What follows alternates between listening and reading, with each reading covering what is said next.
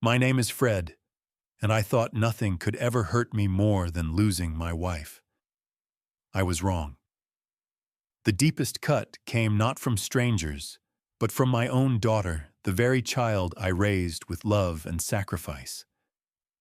One day, she stood on the terrace of my lakeside villa, the home I built with my bare hands and my late wife's dreams, and coldly told me it was no longer mine. She said it belonged to her husband's family. Imagine being erased from your own home, cast aside as if you were nothing. But what she didn't know was that I had a plan, one that would turn her triumph into the lesson of her life. Before we begin, I want to ask, where are you watching from and how old are you? Please subscribe to Family Betrayal Unmasked to hear more great stories. I still remember the sound of gravel crunching under my tires that Friday afternoon. The 2-hour drive from San Diego had left me tired but eager. Lake Tahoe always had a way of healing me. The quiet water, the smell of pine, the memories of Elizabeth and I sitting on the terrace drinking coffee as the sun came up. I carried my weekend bag with the simple hope of peace, but instead, I found something that nearly stopped my heart. 2 figures in white bathrobes stood on my terrace, coffee mugs in hand, as if they owned the place. My daughter Kelly, her dark hair catching the golden light, leaned casually against the railing. Beside her was Palmer, my son-in-law, shifting uneasily when he noticed me. I froze mid-step, my bag slipping from my hand. "What the hell?" I muttered under my breath, disbelief gripping me tighter than any winter storm. Kelly straightened and locked eyes with me. "Dad, you can't stay here," she called out, her voice sharp enough to cut glass. "Palmer and I are planning a romantic weekend." At first I thought I'd misheard her. I looked at the villa, the one Elizabeth and I had chosen, tile by tile, built from 3 decades of sweat in the construction business. My villa, my retreat, my sanctuary. The deed had my name on it, yet here was my daughter telling me I wasn't welcome. "Kelly," I said carefully, taking a step closer. "This is my home. I just wanted to spend the weekend here." She clinked her mug down on the railing, her jaw tight. "We were here first. We're not leaving. You're just in the way." The words struck me like a hammer to the chest. In the way I remembered when she was a little girl, climbing into my lap for bedtime stories, her small hands clutching my shirt as she begged for one more tale. Now at 28, she looked at me like a stranger trespassing. Palmer mumbled something I couldn't catch, but Kelly waved him off with a flick of her wrist. The bathrobe slipped slightly on her shoulder as she pulled it tighter, glaring at me. "Get out of here and don't bother us." I felt my knees weaken, not from age, but from the sheer weight of betrayal. I stood there with my bag at my feet, staring at the child I'd poured my life into, the child who had sobbed in my arms when her mother passed away. Elizabeth's voice whispered from memory. "Be patient with her, Fred. She's grieving. 3 years of patience, of bending over backward, of swallowing my own hurt to keep her close. And this was my reward, being cast out of my own home." I bent to pick up my bag, my joints aching. "Fine," I said quietly, the word tasting like ashes. Kelly smirked. "Next time, call first. Next time." As if I needed permission to enter what was mine. I turned and walked back to my car, each step heavier than the last. Behind me, I heard her laugh softly, already returning to her conversation with Palmer. And in that moment, I knew something had broken, not just between us, but inside of me. I drove back toward San Diego with the lake fading in my rearview mirror, but the image of Kelly standing on that terrace wouldn't leave me. Her cold eyes, her dismissive tone, it cut deeper than any business rival had ever managed. I'd fought city councils, angry clients, union disputes, and came out stronger every time. But this, my own daughter, turning me into an unwanted guest in the home I built, that broke me in ways I hadn't known were possible. When I got home, I set my bag down in the hallway and sat in my study staring at the framed photo of Elizabeth on my desk. Her smile caught in the sunlight of our last vacation still lit up the room. She had always been the anchor, gentle but firm, loving yet unyielding when it came to discipline. Fred, she used to say, "Don't let your kindness become weakness." But weakness was exactly what I had become. Since the day she passed, I had clung to Kelly as if she were the last piece of Elizabeth left in this world. When she demanded help with tuition, I paid. When she wanted a bigger wedding, I wrote the check. When Palmer's car broke down, I handed over enough money for a brand new SUV. Each time I told myself it was my duty as a father, but deep down I feared losing her, feared being alone. And yet what did that sacrifice buy me? A daughter who now saw me as an obstacle. The little girl who once curled up against me whispering, "Daddy, don't leave," after a nightmare, now couldn't push me out fast enough. My chest ached as I remembered her crying on my shoulder at Elizabeth's funeral.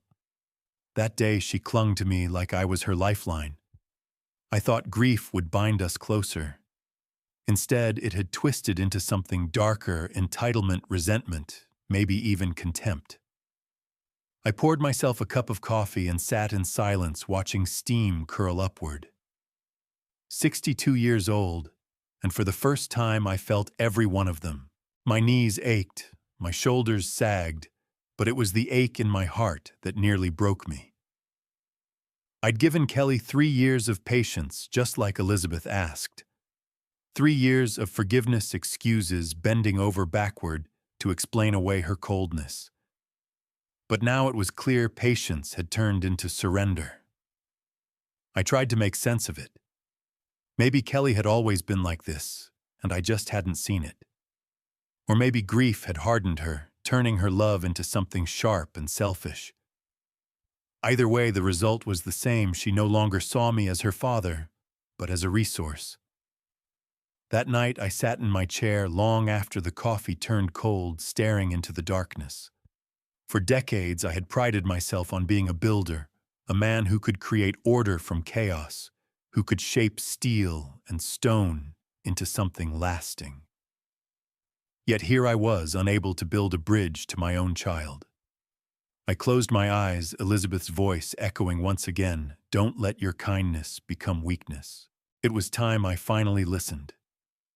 3 days passed in silence. I half expected Kelly to call to explain herself, maybe even apologize. Each time the phone rang, my heart jumped, but it was never her. By Monday evening, I'd almost convinced myself the weekend had just been a bad dream, that surely my daughter wouldn't truly mean what she said. Then the phone rang, and this time it was her name glowing on the screen. I answered with a mix of relief and dread. Kelly. Her voice was cold, clipped, the way a banker delivers bad news. "Dad, listen carefully. Palmer and I have decided the villa now belongs to his parents." The mug of coffee in my hand nearly slipped.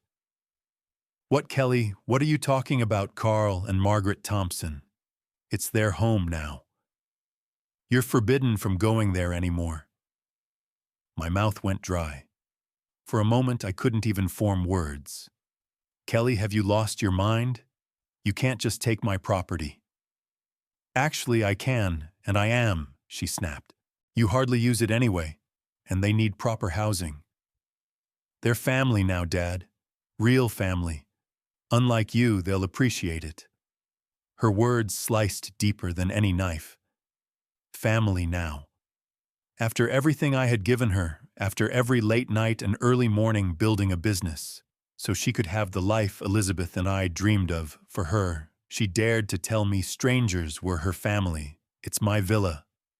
I said, the anger in my voice surprising even me. "I worked 30 years for that place. 30 years. Kelly laughed a sound, with no warmth, only contempt. "You're being ridiculous. After all we've done for you since Mom died, you're still this selfish." I felt something snap. "Everything you've done for me," I nearly shouted. I paid for your wedding, your car, your college loans, that fancy apartment deposit. That's what fathers do, she cut me off sharply. Besides, you're old and alone. What do you possibly need with such a big villa? The words struck harder than any insult I'd heard in my life. Old and alone.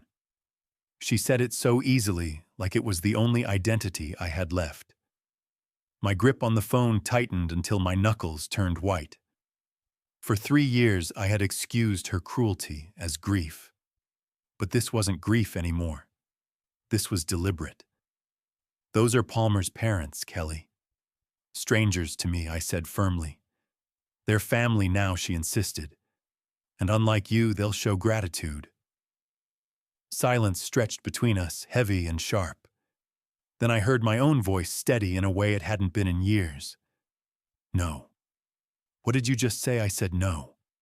The answer is no. She hissed through the line.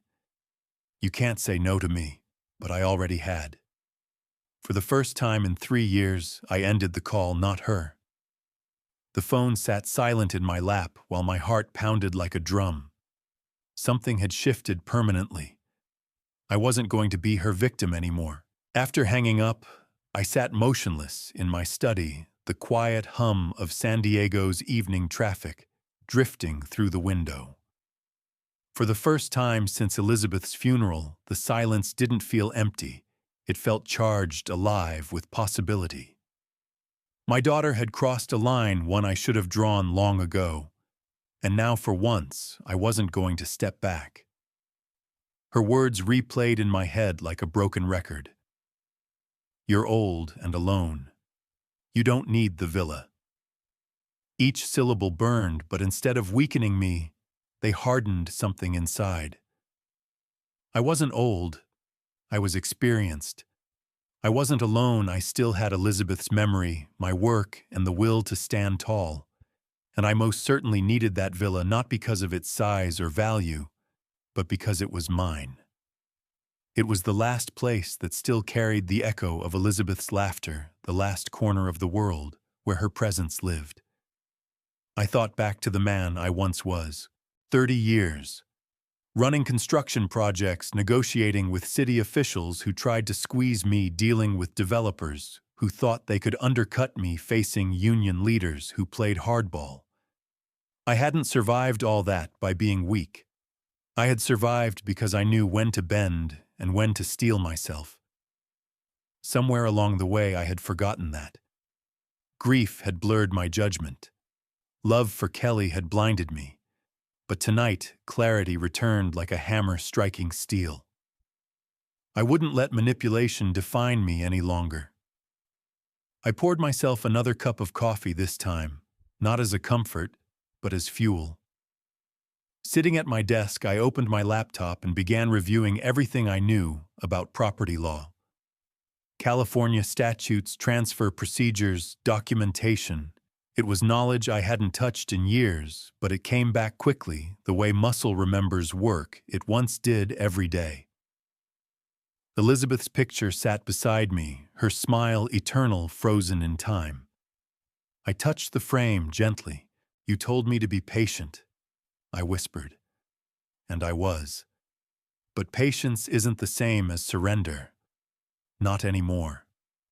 By midnight, my study looked like the war room of an old general planning his campaign. Papers spread across the desk, property deeds, notes on legal codes, reminders of past projects where I'd outmaneuvered people far sharper than Kelly and Palmer. The difference was those opponents weren't my blood. That truth stung, but it also gave me resolve.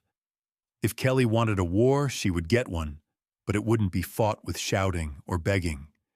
It would be fought with strategy. The phone buzzed again. Kelly. I didn't answer. For once, I let her stew in silence. As the hours passed, I felt something I hadn't felt in years, control. I had let grief turn me into a man afraid of losing his daughter, and in that fear, I had lost myself. Tonight, I had reclaimed him, the builder, the fighter, the man Elizabeth married. And as I leaned back in my leather chair, I whispered into the quiet, "No more." By Tuesday morning, my mind was as sharp as it had ever been. I woke at sunrise, brewed a strong pot of coffee, and felt a surge of determination I hadn't known in years. The bitterness of betrayal had burned away my hesitation, leaving something harder, steadier. Kelly thought she had cornered me. She didn't realize she'd only awakened the man who had built an empire from nothing. I picked up the phone and called Marcus Chen, my attorney of 15 years. Marcus was more than a lawyer. He was a strategist with the calm patience of a chess master. When he answered, his voice was warm, but when I explained what Kelly had said, the warmth faded into the clipped precision of a man shifting into battle mode. "Fred," he said, "this is coercion, plain and simple. We'll lock down your ownership with airtight documentation. Bring me everything, deeds, transfers, even receipts for renovations. If she tries to challenge you, we'll bury her under the weight of evidence." I almost smiled. For the first time, someone was speaking my language. "I'll have it to you by tomorrow morning." "Good," Marcus said firmly. "And Fred, document everything she says. Every threat, every demand. Don't delete a single text." When I hung up, I felt lighter. I wasn't alone in this fight, but legal defense was only half the battle. Kelly and Palmer were arrogant enough to believe they could take the villa by sheer will. I needed something that would hit them where it hurt, something unforgettable. That's when I thought of Derek. Derek was my neighbor, a tech genius who spent more time coding than sleeping. Last winter, I had helped him fix a basement flooding problem when most contractors refused to come out in the rain. He had told me then, "Fred, I owe you one." Now it was time to collect. I walked across the street around 9. Derek opened the door in a faded t-shirt, his glasses slipping down his nose. His home office looked like a control center, wires and glowing monitors everywhere. "Fred, everything okay?" he asked. "Actually," I said, lowering my voice, "I need your help with a project. A creative one." That got his attention. He leaned against the doorframe, arms crossed. "What kind of project?" "Home automation," I said carefully. "But not the kind people expect. I want my villa to respond when uninvited guests arrive." His eyes lit up immediately. "You mean like a smart house that scares people off?" "Exactly." 2 hours later, we were loading his SUV with sensors, cameras, and enough wiring to outfit a small fortress. Derek grinned the whole time like a kid on Christmas morning. "Fred, this is going to be legendary." As we drove toward Lake Tahoe, I stared out at the winding highway, my mind calmer than it had been in years. Kelly thought she could strip me of my dignity, but she was about to learn the hardest lesson of all. I might be her father, but I wasn't her fool. And this time, I wasn't going to retreat. The drive back to Lake Tahoe with Derek felt different than the lonely retreat I'd made days earlier. This time I wasn't carrying a bag filled with weekend clothes and quiet hopes. I was carrying a plan. Derek sat in the passenger seat, his eyes alive with ideas, scribbling notes on a tablet, as if he were designing the set of a blockbuster thriller. "You know, Fred," he said, "with the right combination of sensors and automation, your villa could practically come alive. Imagine lights that flare up when someone steps inside, speakers that throw voices around the room, faucets that turn on by themselves. It wouldn't just spook them, it would break their confidence." I kept my eyes on the road, but I couldn't help the smile tugging at my lips. That's exactly what I want. They think I'm weak. I want them to realize they've stepped into something far beyond their control. When we pulled into the driveway, Derek whistled low. "Beautiful place. Hard to believe anyone would try to steal this from you." He ran his hand along the wooden banister as we walked inside. "It deserves to stay yours, Fred." "Let's make sure it does." Within an hour, the villa no longer felt like a peaceful retreat. Derek unpacked his equipment like a magician laying out tools for a grand illusion. Motion detectors no bigger than smoke alarms. Wireless speakers so small they could vanish behind bookshelves. LED strips, hidden cameras, even a portable server to link everything together. Phase 1, Derek said, crouching in the entryway. He installed the first sensor above the front door. When motion is detected here, we'll trigger the living room lights to strobe and a pre-recorded voice to boom through the house. Something like, "You are not the owners of this property. Leave immediately." I chuckled, imagining Kelly's smug expression twisting into panic. Good. Make it impossible to ignore. By late afternoon, wires snaked behind baseboards and sensors blinked quietly in corners where no one would notice them. Derek's fingers flew across his laptop, programming cascading responses. Motion in the hallway triggers the kitchen faucets. More motion triggers shadows on the walls. We'll layer audio footsteps, whispers, wind through closed windows. The more they move, the more the house fights back. Standing in the center of my villa, I felt the strange satisfaction of watching something ordinary become extraordinary. This house, once my place of refuge, was becoming my fortress. As evening fell, Derek ran a quick test. I stepped through the entryway, and suddenly the living room exploded with light. Harsh flashes of red and white cut through the air, while a disembodied voice roared, "Unauthorized entry detected." "Leave the premises immediately." A second later, the sound of rushing water filled the hall as faucets turned on in perfect unison. I laughed a deep, hearty laugh that surprised me. "Derek, this is brilliant." He grinned. "We're just getting started. By the time we're done, they won't know what's real and what's not." For the first time in years, I felt something other than sorrow or defeat. I felt control, power. A father stripped of dignity by his own daughter was about to turn the tables, and this was only the beginning. The next morning, Derek arrived with a grin as wide as the lake itself and boxes stacked high in his arms. "Fred," he said, kicking the door shut behind him. I couldn't sleep. I kept thinking of ways to push this further. "You want them unsettled? We'll give them a haunted house straight out of their nightmares." I raised an eyebrow as he unpacked compact projectors, tiny speakers, and a battery pack the size of a briefcase. Haunted house. He nodded eagerly. Projection mapping, shadows moving across the walls, silhouettes that look like people pacing behind curtains. The brain sees what it wants to see, Fred. They'll think the villa has come alive. I carried a box into the living room, the weight heavy, but my spirit lighter than it had been in years. Watching Derek work was like watching a conductor lead an orchestra.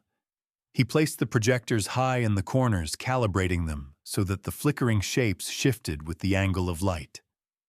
Then he positioned speakers no bigger than hockey pucks in hidden corners of each room. These, he explained, will whisper. Creaking floors, faint footsteps, voices calling their names. Nothing terrifies people like a sound they can't place. By noon, the villa had begun to transform. Derek ran a demonstration, dimming the lights before activating the system. In the hallway, ghostly figures flickered across the walls, tall and indistinct, swaying as though alive. A whisper drifted through the speakers. "Leave. Leave now." I felt my arms prickle. If I hadn't known better, even I would have believed the place was haunted. Derek turned to me, his eyes gleaming behind his glasses. Imagine Kelly trying to explain this to Palmer's parents. The thought made me chuckle. She'll wish she never set foot in here. But Derek wasn't finished. He tapped the battery pack proudly. "This ensures the system keeps running even if they cut the main power. You said your son-in-law might be the type to go hunting for a breaker panel. He won't win that battle." We walked through each room, tweaking details, adjusting volumes, testing triggers. Motion in the guest bedroom caused faucets to gush unexpectedly. Movement in the kitchen triggered lights that flickered violently and shadows that darted just out of sight. The system adapted, escalating the longer someone stayed inside. As evening approached, I leaned against the terrace railing, watching the sun sink behind the mountains. For the first time in months, I wasn't weighed down by grief or helplessness. I felt like the man Elizabeth married, the man who built and defended everything he cared about. Fred Derrick said quietly as he joined me outside, "You know this isn't just about scaring them, right? This is about you taking yourself back." I nodded slowly, my eyes on the shimmering lake. For years, I let Kelly turn me into a victim. That ends now. If she wants to treat me like an obstacle, then I'll show her what it means to run into a wall. Behind us, the villa pulsed faintly with hidden power. Soon it wouldn't just be a house, it would be my ally. By Wednesday morning, the villa was no longer just a home. It was a stage waiting for its first performance. Derek and I stood in the entryway like generals surveying a battlefield. The sensors were in place. The projectors calibrated the speakers hidden so well, even I forgot where some of them were. Every corner of the house now held a secret. "All right," Derek said, his fingers flying over the control tablet. "Let's see how our creation handles a real test." I took a deep breath and stepped through the front door as though I were an intruder. Immediately, the lights flared with blinding intensity before strobing into disorienting pulses. My heart gave a startled jolt, even though I knew what to expect. A booming voice echoed from nowhere and everywhere at once. "This property belongs to Fred Martinez. You are trespassing. Leave immediately." I couldn't help the grin spreading across my face. Kelly was going to hate this. "Keep moving," Derek urged. I walked into the living room, and the villa responded like a beast awakened. The faucets roared to life in the kitchen, water gushing violently as though the house itself was furious. Projected shadows appeared along the walls, jerking and pacing, shaped just enough like human figures to twist the imagination. Then came the whispers. They slid across the room like smoke, soft, unsettling, almost intimate. "Get out. You don't belong here." My skin tingled despite knowing it was nothing but sound files and speakers. "This," Derek said proudly, "is psychological warfare. The more they move, the worse it gets. If they stay still, the system waits. But if they try to tough it out, it escalates." He tapped a command, and suddenly the entire house shook with overlapping noises. Footsteps racing across the ceiling, a door slamming upstairs, glass shattering in a room that didn't even exist. In the middle of it all, the voice assistant boomed louder. "Warning. Authorities have been notified. Vacate immediately." I let out a low whistle. "You've outdone yourself, Derek." He smirked. "Oh, we're not done yet. Watch this." As I stepped into the hallway, the projections shifted, forming the outline of a tall figure standing at the far end. It didn't move, it just stood there, head tilted slightly, watching. I froze despite myself. Derek chuckled. "Creepy, isn't it? The human brain hates stillness when it expects motion. That shadow will keep them questioning if it's real." I shook my head, both impressed and unnerved. Kelly and Palmer won't last 5 minutes. Palmer's parents, 2 at best. We walked the house together for nearly an hour, triggering each sequence, adjusting timing, making sure the systems flowed seamlessly. By the time Derek shut everything down, I was exhausted but exhilarated. The villa looked perfectly normal again, serene, beautiful, welcoming. But beneath its calm exterior, it had teeth. I poured Derek and myself a glass of water on the terrace. You realize, I said, raising my glass, this is going to be the longest night of their lives. Derek clinked his glass against mine, his grin wide. And the most unforgettable. For the first time in years, I felt prepared. Let them come. My house was ready to tell them the truth. It was mine, and always would be. By Thursday morning, Derek showed up at the villa carrying yet another box of gadgets. His energy seemed boundless, and I couldn't help but admire it. "Fred," he said, placing the box on the kitchen counter last night, "I realized we're missing something, a prelude. Something that sets the tone before they even step inside." I raised an eyebrow. "A prelude," he grinned. "A warning. Not one they'll take seriously, of course, but one that covers you legally and primes their nerves. When they walk in, the house won't just scare them, it'll feel like they ignored a clear sign." That made me pause. Legal cover and psychological bait all in one. "What do you have in mind?" Within an hour, we had designed and printed a professional-looking placard. In bold black letters across a brushed aluminum surface, it read, "Welcome to the House of the Future. Enter at your own risk." It looked more like an advertisement for a smart home showcase than a genuine warning, but that was the brilliance of it. To casual eyes, it was harmless, even laughable.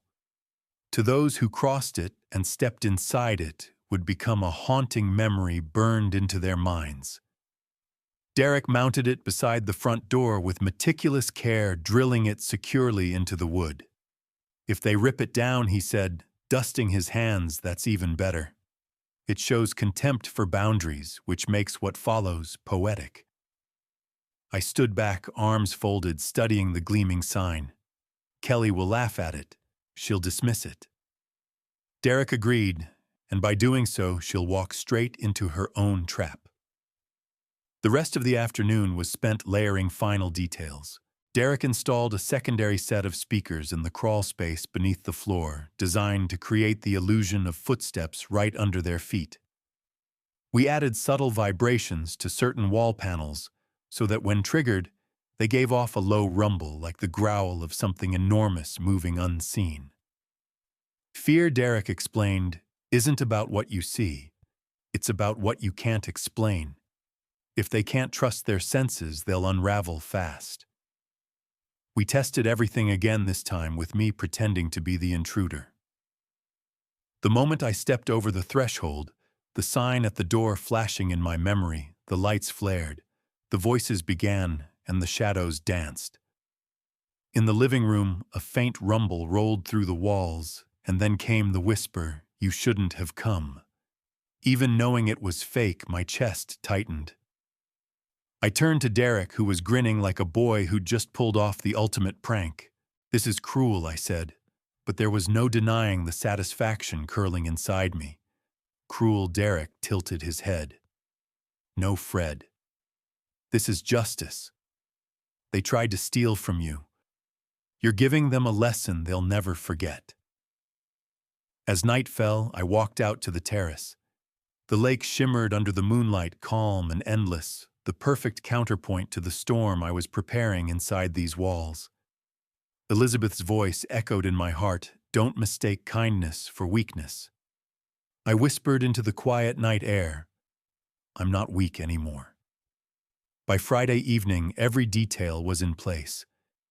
The villa looked unchanged to any casual visitor, but beneath its calm exterior lay a maze of sensors, projectors, and speakers, all ready to awaken at my command. I sat in the living room with Derek, the glow of his control tablet casting blue light on his glasses as we ran the final system check.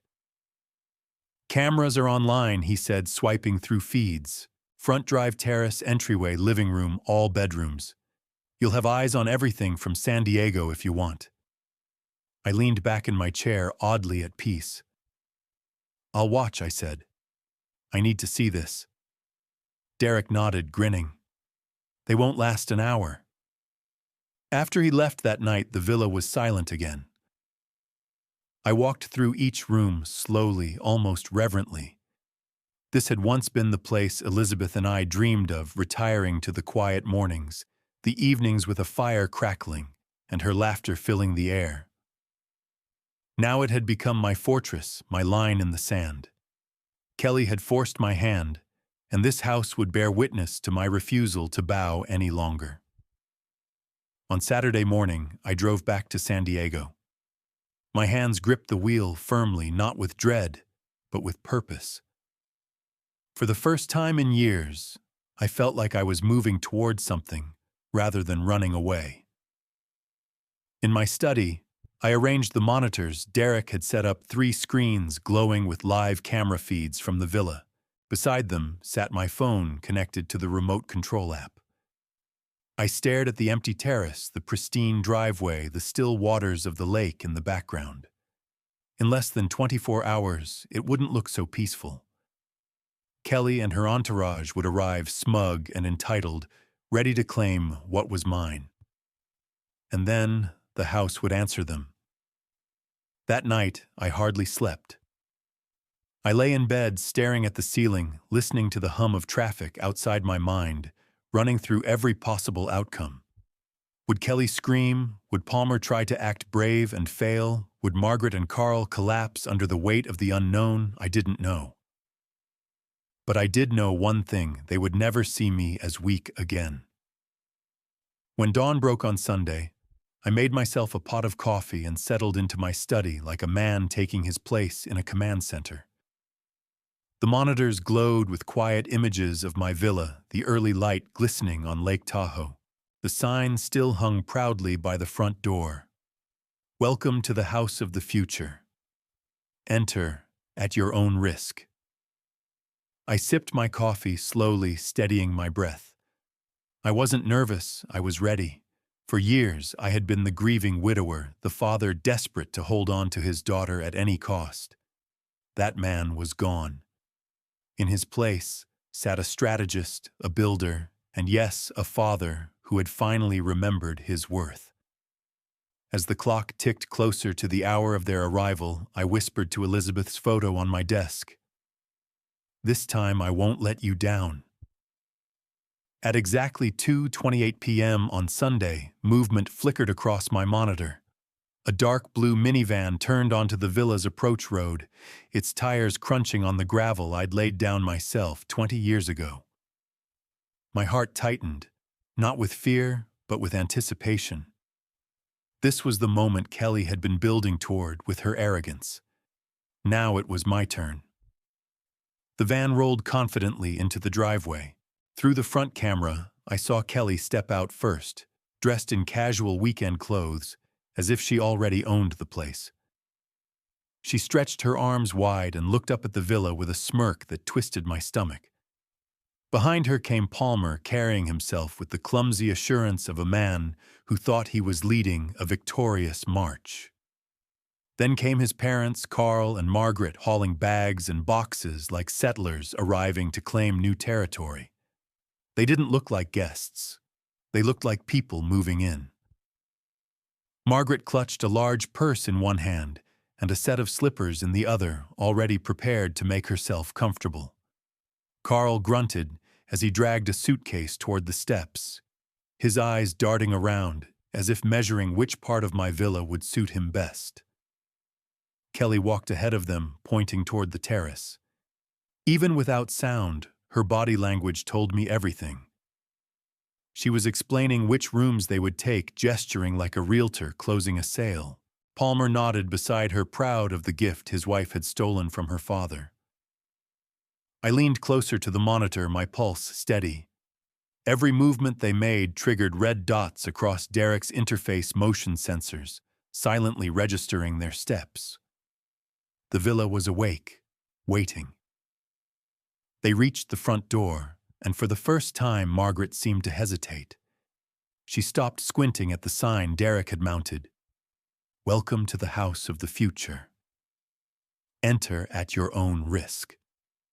Her lips moved as she read the words, her face tightening in irritation. "What is this nonsense?" I heard her say through the audio pickup. Carl joined her, frowning at the placard. "Probably some prank." Kelly laughed, dismissive as always. That's just Dad being weird. Ignore it. Palmer already had the key in his hand, one I'd given Kelly years ago in trust. He slid it into the lock, turned it, and the door opened smoothly. My daughter swept inside like a conquering general, calling over her shoulder, "This is your house now. Make yourselves at home." Through the monitors, I watched Margaret gasp in delight as she crossed the threshold. "Oh, Kelly, it's beautiful. I can't believe how easy this was. Some people are just pushovers." The words hit like a stone thrown through glass. Pushover. That's what they thought of me. I leaned back in my chair, the hum of the monitors filling the silence of my study. Fair warning had been given. Fair warning had been mocked. Now all that remained was for the villa to speak for itself. "Welcome to my house," I whispered. "Enjoy your stay."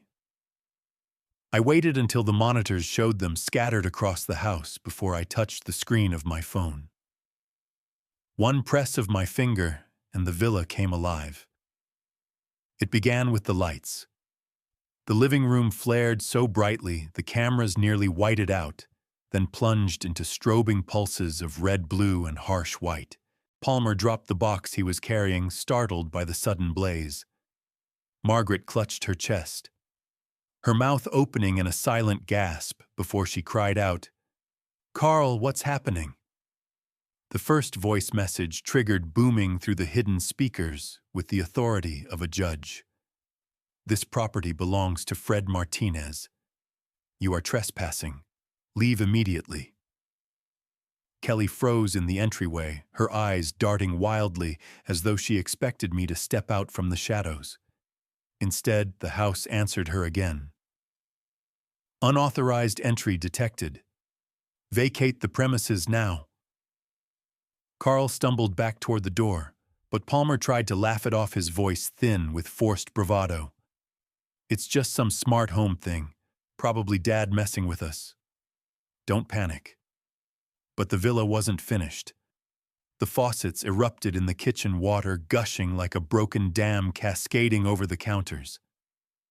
A second later, upstairs, showers blasted to life, the sound of rushing water echoing through every room. Margaret screamed, clutching Palmer's arm. "This isn't normal. It's haunted." Kelly's face twisted not with fear, but with fury. "Dad, I know this is you," she shouted at the walls. "You can't scare us out of here." Her voice sounded hollow against the disembodied response, warning. "Security protocols engaged. Authorities have been notified. The projections activated next." Shadows began to stretch and crawl across the living room walls, forming tall, indistinct figures that paced just beyond recognition. Margaret's scream echoed so loudly through the microphone that I pulled off my headphones. She pressed herself against Carl, eyes darting wildly, as though expecting the figures to lunge.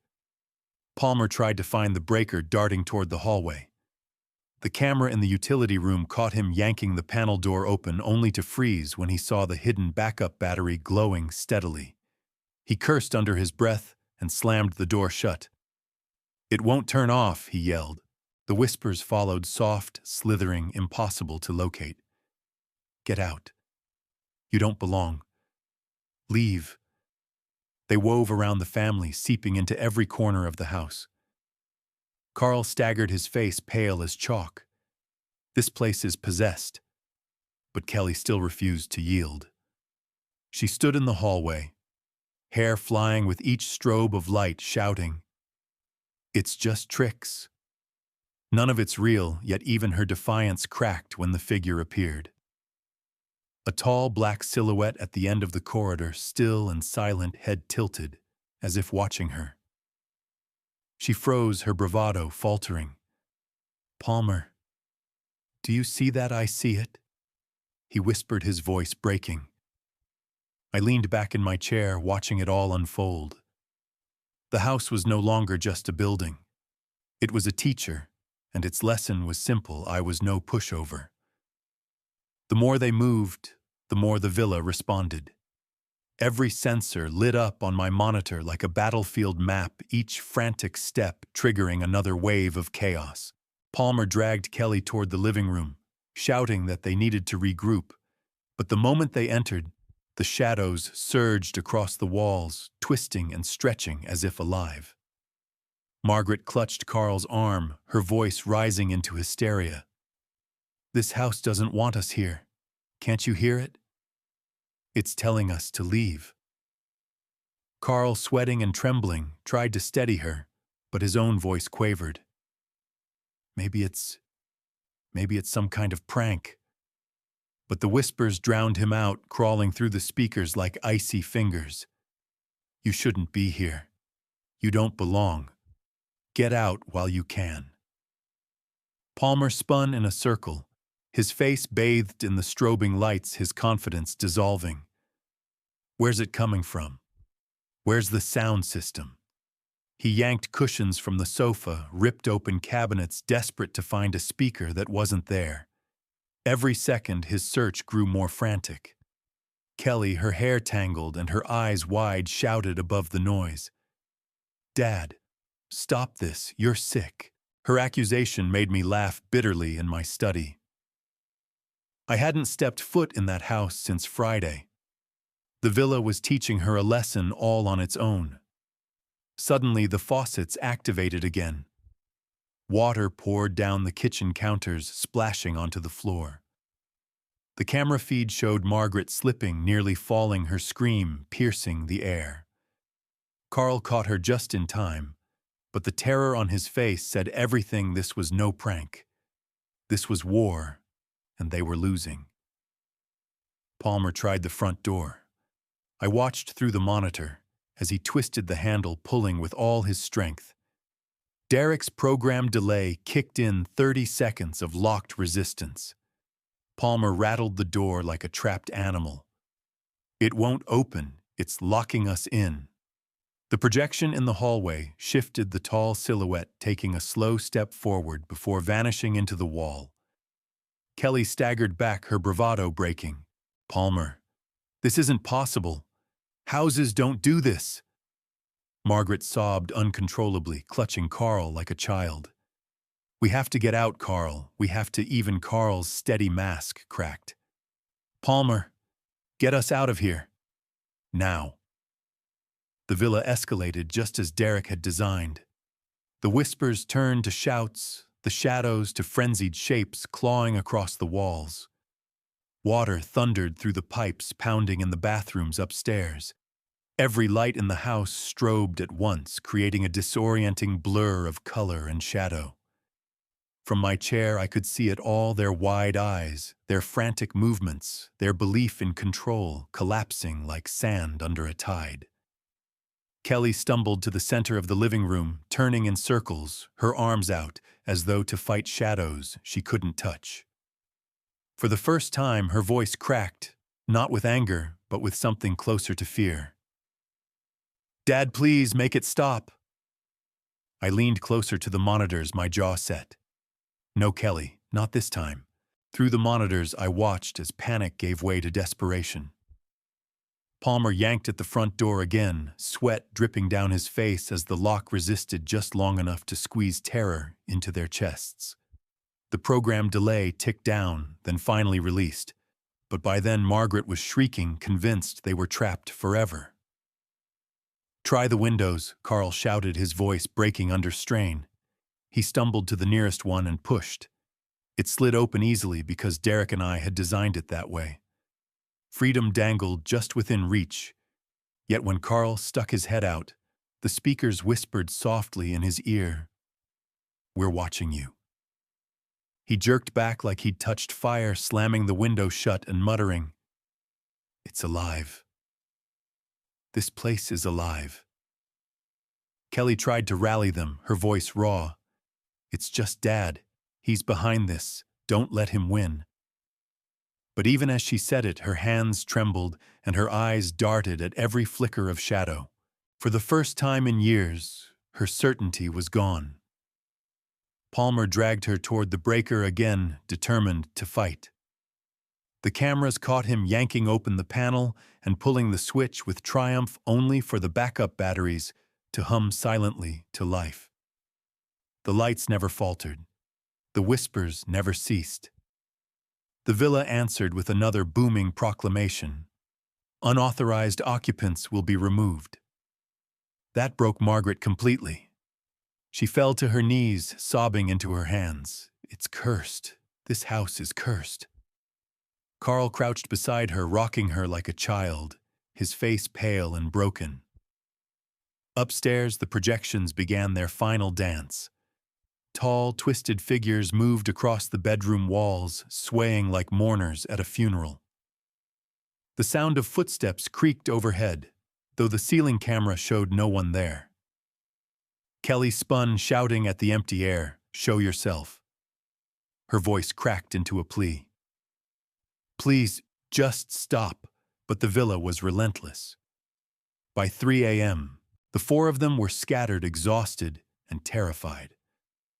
The cameras showed Palmer pacing the entryway like a caged animal, Kelly curled in a corner, with her knees pulled to her chest, and Carl and Margaret huddled together on the sofa, whispering prayers. The lights pulsed on, then off, shadows stretching and shrinking until reality blurred. The whispers had become screams. "Leave, leave now." I sat in my study, miles away, calm and steady, sipping lukewarm coffee. For years, I had been the one begging, the one left broken in silence while Kelly dismissed me. Now, for the first time, she was the one begging for mercy, for peace, for escape. As dawn's first light touched the windows, Derek's final sequence triggered. The locks disengaged with a metallic click. Palmer didn't hesitate. He yanked the front door open, and all four of them spilled out into the morning air like survivors crawling from a wreck. Through the driveway camera, I watched Kelly turn back, once her face pale and streaked with tears. For the first time in years, she didn't look like my arrogant daughter. She looked like a child who had lost everything. I leaned back in my chair, whispering to myself, "Lesson delivered." At exactly 7:30 that morning, as I sat in my study watching the exhausted figures retreat to their van, my phone rang. Kelly's name flashed across the screen. I let it ring twice, savoring the silence before finally answering. "Good morning, sweetheart," I said evenly. "How was your night at the villa?" Her voice cracked through the line like broken glass. "What did you do, you sick old man? That house went insane. Lights flashing, water pouring from every faucet, voices screaming at us to leave." Margaret won't stop crying. Carl nearly collapsed. We didn't sleep for 8 hours. I let a note of concern color my voice.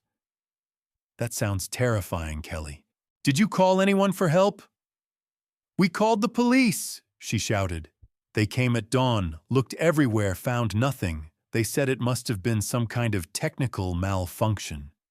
Do you think this is funny inside?" I nearly laughed at the perfection of it all. Derek's design left no trace, no evidence, only fear. Out loud, I kept my tone gentle. Well, at least they confirmed there was no danger.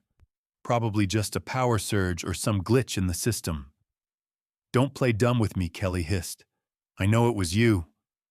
Somehow, some way you did this." "Kelly," I said with a small chuckle, "I was here in San Diego all night. You know I can barely work my TV remote. How could I possibly control a house 200 miles away?" Her breathing turned ragged, the sound of someone cornered. "You're mocking me. This isn't over. We'll prove it was you. Prove what I asked calmly. That you had a bad night in a house the police cleared as normal." Silence. For a long moment, all I could hear was her shaky breath on the line. Finally, she spoke in a whisper. "I underestimated you." "No," I corrected softly. "You underestimated a lot of things." Her voice hardened again, trying to rebuild the arrogance that had crumbled overnight. "We'll never stop, Dad. If you don't give that villa to Palmer's parents, we'll make your life miserable. We'll ruin your reputation. We'll turn everyone against you. I stared at Elizabeth's photograph on my desk, her smile frozen in time. You've already done enough, Kelly. More than you realize. But let me be clear, my villa is not yours to give away. Not to Palmer. Not to his parents. Not to anyone. You'll regret this, she spat before slamming the call dead. The phone screen went dark, but I didn't feel defeated. Quite the opposite, I felt calm, steady, resolved. For the first time in years, Kelly was the one left scrambling her threats hollow echoes against the foundation I had built. I turned back to the monitors, watching the villa sit peacefully in the morning light, as if nothing had happened at all. To the world, it was just a quiet, lakeside home. To Kelly and her in-laws, it was now a fortress with a voice, a memory that would haunt them long after they drove away. The night had stripped away the illusion of my weakness, and that was only the beginning. By Tuesday morning, I was already at my desk when the driveway camera feed flickered to life. A rental truck pulled up its back doors, rattling as Palmer climbed out, with a stranger in tow. The man carried a heavy tool bag and wore the look of someone used to quick jobs and quick pay. A locksmith. Palmer's face was taut with forced confidence, but his movements betrayed him. He gestured sharply at the front door, his voice carrying just enough for the audio pickup to catch. We just need the locks replaced. Simple job. My father-in-law won't even know. The locksmith crouched to inspect the door, pulling off the cover plate. For a moment he frowned, then leaned in closer. These aren't regular locks, sir. Palmer's irritation was immediate. Of course they are. Just swap them out. The locksmith shook his head, tapping the keypad hidden in the frame. This is integrated smart home security. You've got biometric scanners, encrypted wireless connections, backup power. It's not something you just swap with a deadbolt. You'd have to reprogram the entire system, and frankly, that's out of my league. Palmer's jaw tightened. Then force it. Break it if you have to. The locksmith stood abruptly, packing his tools with a shake of his head. I don't break into houses, sir. And judging by this setup, whoever installed it knew exactly what they were doing. You'll need a tech specialist, not me. Through the monitor, I saw Palmer's face drain of color. The bravado he wore so easily around Kelly and her parents melted into something raw panic. He tried one last plea. Please, just do something. But the locksmith was already walking back to his truck. Sorry. I'm not risking my license for this. Whoever owns this system wanted it unbreakable, and they got their wish. He drove off, leaving Palmer alone in the driveway, shoulders slumped. I leaned back in my leather chair, almost pitying him. Almost. He kicked the door frame in frustration before trudging back to his rental, defeated. For 30 minutes, he sat in the cab with his head in his hands. When he finally left, I knew exactly what would happen next. By late afternoon, Kelly would hear of his failure, and by evening, they'd be at my doorstep, furious and desperate. I didn't dread that moment. I welcomed it. For 3 years, I'd lived in fear of losing Kelly, fear that if I set a boundary, she would cut me out completely. That fear had turned me into a puppet she could control with guilt and grief. But now I had nothing left to lose, and that made me stronger than I'd ever been. As the monitor dimmed back to its peaceful view of Lake Tahoe, I whispered to myself, let them come. This time I'll be ready. That evening, just as I expected, the sound of car doors slamming echoed through my driveway. I rose from my study chair and looked out the window. Kelly and Palmer were marching up the walk, their expressions set in anger, not shame. I opened the door before they could knock, leaning casually against the frame. Good evening, I said evenly. How was your day? Kelly shoved past me into the foyer, her eyes blazing. Cut the act, Dad. Palmer couldn't change the locks because you turned the villa into some kind of fortress. You think this is funny? Palmer followed, his fists clenched at his sides. This has gone far enough, Fred. Either you stop this ridiculous game and hand over the villa, or you can forget you even have a daughter. The words hit me like a stone, but I didn't flinch. I had heard them in a dozen variations before, threats wrapped in entitlement. This time I wasn't swayed. Is that supposed to be a threat? I asked calmly. Or a promise? Kelly stepped closer, her face inches from mine.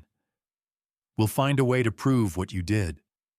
We'll sue you for harassment, for emotional distress, for whatever it takes. You're not going to get away with this. I met her glare without blinking. Based on what evidence? The police report that found no illegal activity. Good luck with that.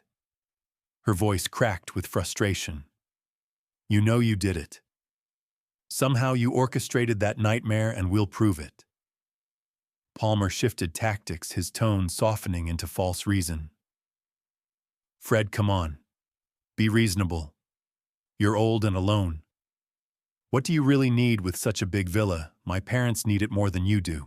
The words were almost identical to what Kelly had said days earlier, and I couldn't help but let out a bitter laugh. So that's your argument, that because I've lived long enough to earn peace, I should hand it to you? Interesting logic. Kelly's voice rose to a shriek. Fine. If you won't give us the villa, you'll never see your grandchildren. When I have kids, they'll grow up without knowing you existed. You'll die alone, forgotten, just like Mom. For a moment, I felt Elizabeth's name slice through me like a blade. 3 years ago, those words would have broken me.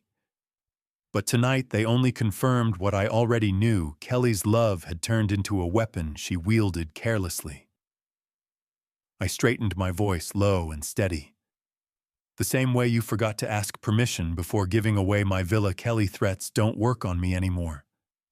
Her fury burned hotter. We'll destroy you, we'll ruin your reputation, turn everyone against you. By the time we're finished, you'll wish you had just given it to us. Palmer nodded sharply. She's right. We have friends' connections. You can't win this. I studied them both with a calmness that seemed to unnerve them. Are you quite finished? Kelly hesitated, then snapped. We're just getting started. I stepped back, letting them storm out. Actually, I said softly, I think it's over. And deep down, I knew I had the final move waiting.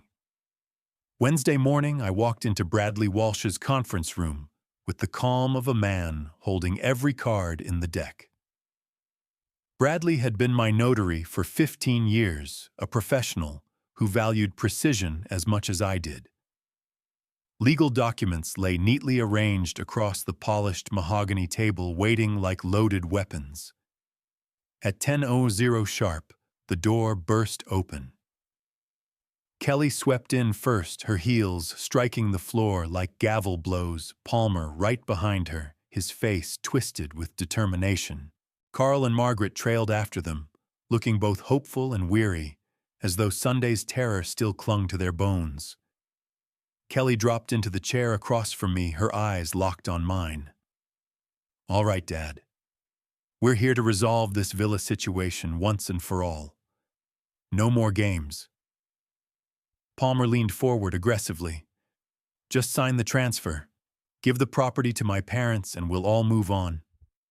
I didn't move. Instead, I gestured to Bradley, who adjusted his glasses and cleared his throat. Actually, he said with practiced calm, there's been a development. Mr. Martinez no longer owns the Lake Tahoe villa. The room went still.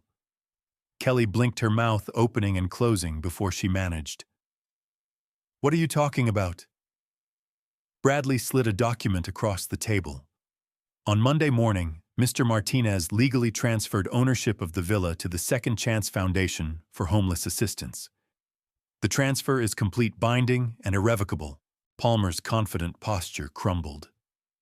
Margaret let out a gasp, her hand flying to her mouth. Carl slumped back in his chair, his face a picture of stunned defeat. Kelly's voice cracked into a near scream. "That's impossible, you had no right." I leaned forward, my voice steady. "I had every right.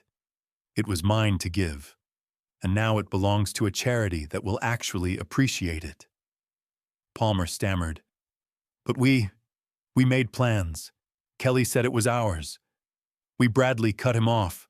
Mr. Martinez cannot transfer what he no longer owns. You have no claim, legal or otherwise." Kelly shot to her feet, her chair scraping across the floor. "You did this just to spite us." I met her fury with calm. "No, Kelly. I did it to protect myself. You tried to steal from me. This was justice." Margaret's voice wavered, thick with tears. "So, we get nothing." I turned to her, my tone even but firm. "Nothing that was ever yours to begin with. You tried to take what didn't belong to you, and now you leave with exactly what you brought, nothing." Kelly's hands trembled as she slammed them onto the table. "You'll regret this. You've destroyed our future." I rose, slowly gathering my copy of the documents. "No, Kelly. I've secured mine. The villa is gone from your grasp forever. The war you started ended the moment I signed those papers." The room fell silent except for Margaret's quiet sobs. For the first time in years, I felt unshakable peace. I wasn't a victim anymore. I was free. The silence in Bradley's office was heavy, suffocating. Kelly stood trembling, her hands gripping the edge of the table as if she could will the documents to vanish.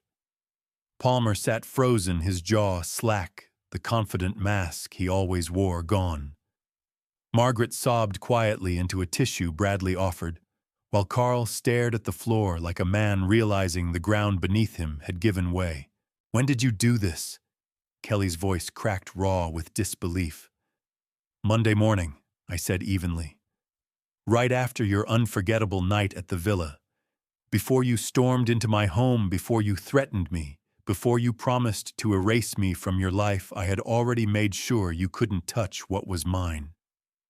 The timing hit her like a blow. Her face twisted with fury and something deeper, humiliation.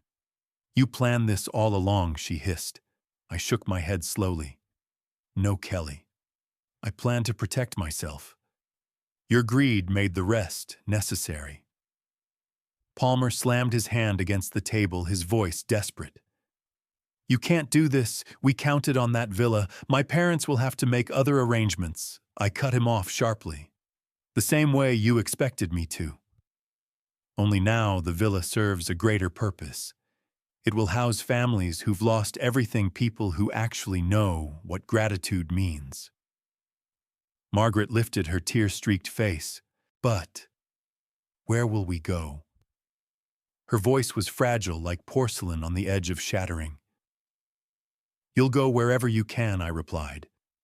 "But not into my house, not into my memories, not into what Elizabeth and I built together." Kelly's fury erupted again, her voice shrill. "You've ruined everything. Do you understand that you've destroyed our future?" I stood slowly, meeting her glare with calm certainty. "No, Kelly. You destroyed it yourself when you chose manipulation over love. You thought you could bully me, shame me, strip me of my dignity. But you miscalculated. You forgot who raised you, who built everything you've ever enjoyed." For the first time, her bravado faltered. Her eyes glistened, but not with remorse, only rage. She looked at me as if I were a stranger. Perhaps I was. Palmer leaned close to her, whispering something I couldn't hear, but the slump of his shoulders told the truth. He was broken just as his parents were. The villa had been their lifeline, their solution to every problem. Now it was gone, irrevocably out of reach. Kelly finally spoke again, her voice hollow. "So this is it, you're really cutting us out?" I took a long breath, my gaze steady. "No, Kelly, you cut yourself out. I just stopped pretending otherwise. She stared at me for a long moment, her lips trembling as though searching for one last weapon. But none came. At last she turned her heels, clicking against the polished floor. "Come on," she muttered to Palmer and his parents. "There's nothing left here." I watched them leave their once proud strides reduced to shuffling steps. When the door closed softly behind them, Bradley turned to me, his voice low with admiration. "That was masterfully done, Fred." For the first time in years, I believed him. The following morning, I drove north, the spring air sharp with the scent of pine, as the highway curved toward Lake Tahoe. For the first time in 3 years, I wasn't dreading what awaited me at the villa. There would be no shouting, no demands, no guilt pressed against my chest, like a weight I couldn't shake. Only silence, my silence. When I arrived, the house stood as it always had, elegant and timeless against the blue shimmer of the lake. But it felt different now. It wasn't just mine in deed, it was mine in spirit again.